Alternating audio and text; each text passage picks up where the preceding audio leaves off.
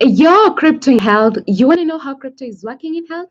We come to you every day with juicy news on wealth, wellness, and well being. We're broadcasting to you live from 1.4 degrees south of the equator and 37 degrees east of the central meridian. I'd like to tell you we're right in the cryptographic middle of the world. You're with me, Scholastica Mugi, and I'm coming to you very early in the morning, and I see that it is a blessed Sunday morning, and we're calling you as a new Argonaut for Africa to join us in steering the economies of Africa. And we're guided by Annlee Saxenian, who described in her book, The New Argonauts 2006, about the role of the diaspora who traveled to America and returned from Silicon Valley to their home countries to support new industries in semi-conductor. Now, in your case, you don't have to travel back and forth like Saxenian described about the Argonauts of the 1990s and before. You let the information technology do the traveling for you through the internet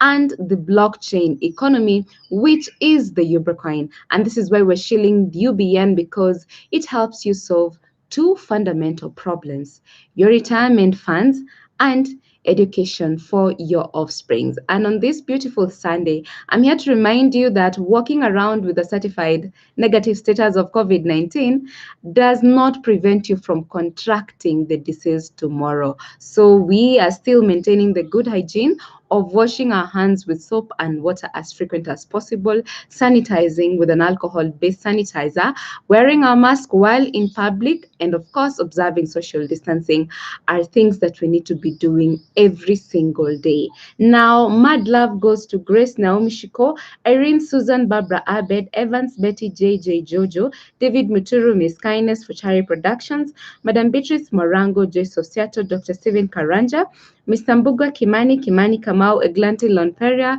Romario, Producer Purity, Tom, Pinch 254, Samuel Gatua, Brand Rakoi, Ian Mwangi, Jacob Yator, Paul Njoroge, Jane Nelson, The Prince, Triza, Justin, Mohammed Ali, Global Trader, Ruth Owino, Jane Gashugu, Irene Keaton, Engineer Masinga, The Comical Canadian, Marco Awero, Stephen Opanga, Raja Usman, Veronica Mwangi, Justus Kimeli, Chiza, Charles Kea, Washira, SM Pwani, Jane Washira, Lynn Washira, David Ogutu, Bishop Mackenzie, Isaac Ithua, Miriam Flower, Moses, Pastor Zippy, Mr. Mbuthias, Jessica, John, Daniel, Alpha Nyota, Steve Nyabuto, Jason Gore, Wanjiko Kinuthia, Ibrahim Gitau, Felix, Sherry, Shali, Fred, Eunice, George Oduk. Massive love to you guys. Thank you so much for what you keep doing. Now, our word of encouragement today comes from Psalm chapter 65, verse 5.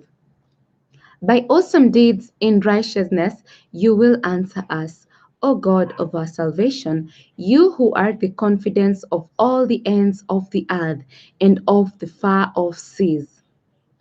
Indeed, our God is omnipotent, and He is definitely taking us through even this brand new week. We trust in Him. Now, on our COVID-19 term, we define herd immunity. Next, on our crypto news segment, we look at three industries that will be blockchain innovators post-pandemic. And on Ubrica today, we keep UBN active. So let's begin with herd immunity, which refers to a situation in which most of our population is immune to an infectious disease such as COVID-19, which provides indirect protection. There are two ways of achieving herd immunity for COVID-19, and one is vaccines, the other one is infection. Now, in the case of a vaccine for the virus, a vaccine for the virus that causes COVID-19 would be an ideal approach to achieving herd immunity. Now, this is because, vaccines create immunity without causing illnesses or resulting complication. Then now, herd immunity can also be reached through infection, and this is when a sufficient number of people in the population have recovered from a disease and have developed antibodies against future infection. And as it stands, we're definitely very far from achieving herd immunity, guys. So we need to keep playing our part of the good hygiene that we keep on mentioning. You're wearing your mask without pretending that you don't want to wear it, without making the mask act as a chin guard. It is not a chin guard. You have to wear it properly for it to offer you the protection that you need, of course, from the SARS-CoV-2 virus. It's real, guys, and this is the reason why we say it's real. We always keep abreast with what is happening on our COVID-19 status here in Kenya, and this is data from the Ministry of Health as of yesterday. We're looking at the total number of tested people now standing at 207,987, and out of that, 9,726 are have tested positive. Now, thankfully, 2,833 have recovered, while we have lost 184 lives. Definitely, guys, that's how real COVID-19 is, which takes us also to a report that I saw by the Council of Governors. Now, there are only 442 ICU beds and 437 ventilators in the country. And that's against a population of how many? 47.5 million of us. So you can see clearly that is not sustainable for each one of us. So we need to really take care of ourselves to not get to the point of the ventilator as well as the ICU beds, because probably you won't have that. And yesterday we saw the Ministry of Health, enrolling out the home-based care system, which means that now more than ever, you just need to have enough self-discipline to take you through this unprecedented times. And crossing over to our crypto news segment, we're analyzing an article on Cointelegraph by Felipe Erazo, which headlines 3 industries that will be blockchain innovators post-pandemic. Now, Fabio Canesin, co-founder of blockchain fintech firm Nash, believes that as the world comes out of the COVID-19 pandemic, blockchain technology offers a unique opportunity to the public due to its borderless nature. During an interview with Cointelegraph, Canesin states that he sees the greatest emerging use case of blockchain for 3 core industries in a post-pandemic era. That is government, non-profit, and small to mid-sized businesses.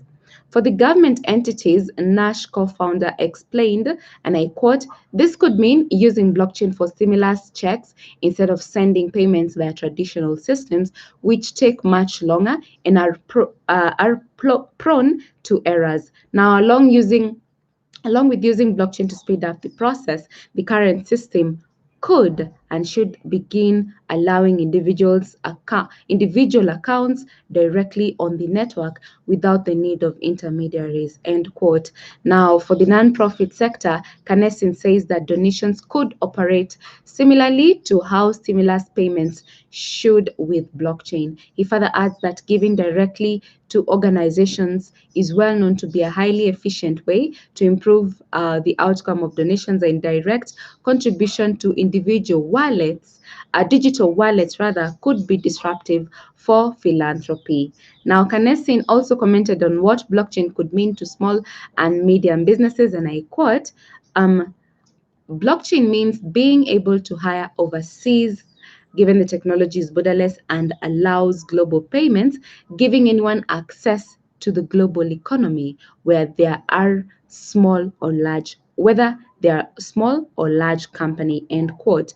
Now, addressing the role of cryptos to help mitigate the effects of the crisis originated by the coronavirus pandemic, Nash co-founder said that an issue worth considering is the fact that cryptocurrencies provide a safe haven from mismanaged national currencies. He put the example of the crisis that Lebanon is facing off nowadays, where the COVID-19 crisis has accelerated an existing banking crisis. And I quote what he says, "People are facing withdrawal limits at ATMs and seeing their savings evaporate following spiraling inflation. Cryptocurrencies can protect against both these things.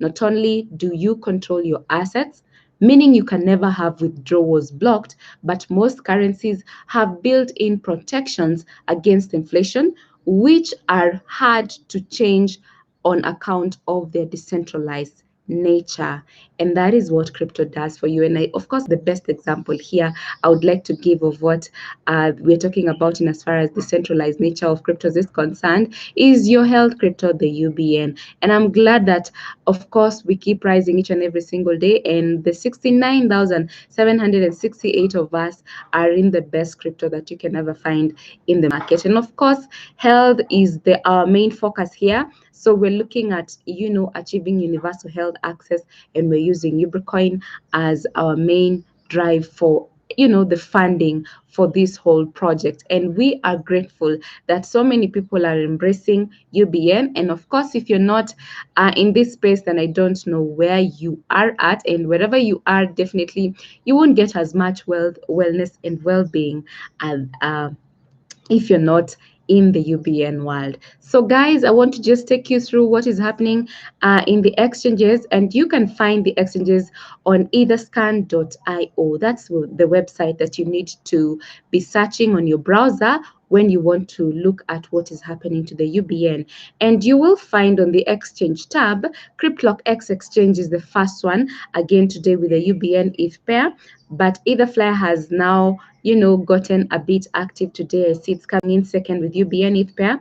We also have UBN ETH on Phoenix box coming in closely. And then we have UBN HTX has dropped on CryptLockX exchange. Yesterday it was number 2. And then we have UBN USDT on Phoenix box, UBN BTC, UBN Doge, both on Phoenix box, are really doing amazing also. So you want to get to these markets so that you can, continue being an active trader. And of course, the only way to, become a trade guru is definitely in cryptos. That is by definitely putting in the practice.